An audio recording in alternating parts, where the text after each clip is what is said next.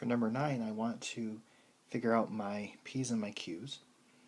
So p, these are the numbers that go into the last term. So plus or minus 1, 2, 4, and 8 will go into 8. Q, this will be plus or minus 1 because my leading coefficient is a 1. So my p over q, I want to form all of the fractions with p as the numerator, q as the denominator. And when I have 1 as q, that's actually really good because if you put 1 underneath all of these, it's just going to be those whole numbers. So it's 1, 2, 4, and 8 as my candidates for my rational zeros.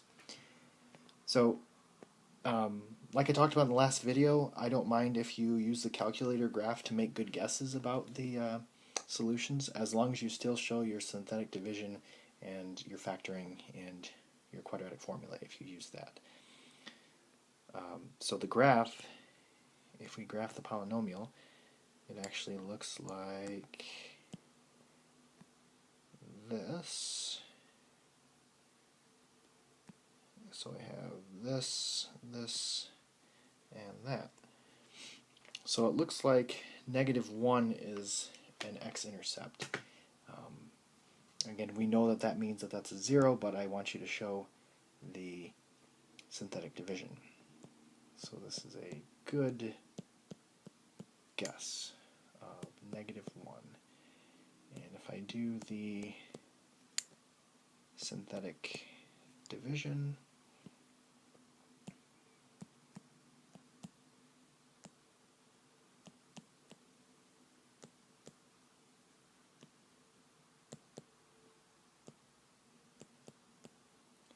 we confirm it. So I can put -1 now officially with the zeros. If I were to convert this back into a polynomial, this is not yet quadratic.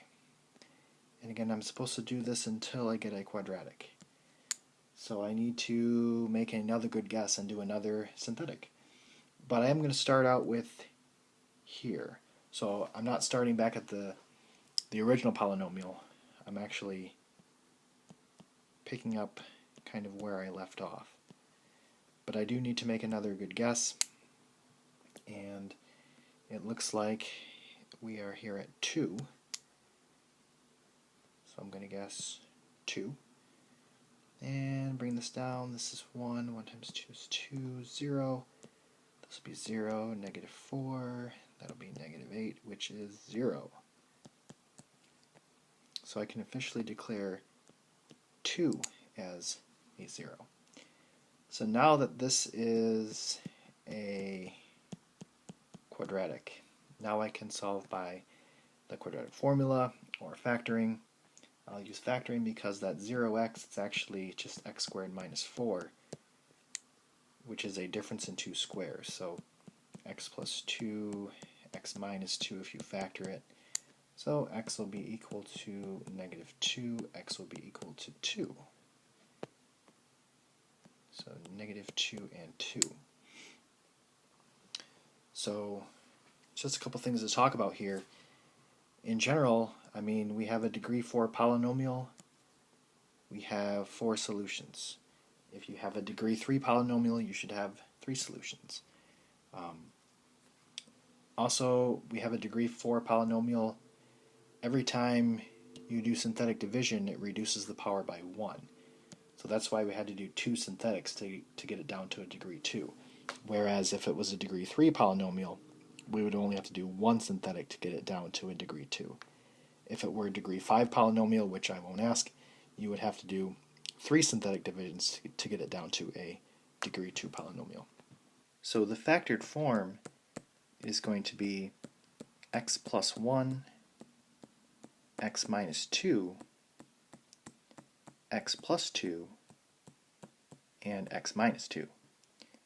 Or if you want to combine those x minus 2's, it will be x plus 1, x plus 2, and x minus 2 squared.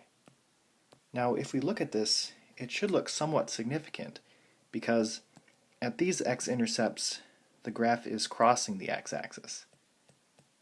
But at this x-intercept, the graph is just bouncing off the x-axis, or it's just touching the x-axis.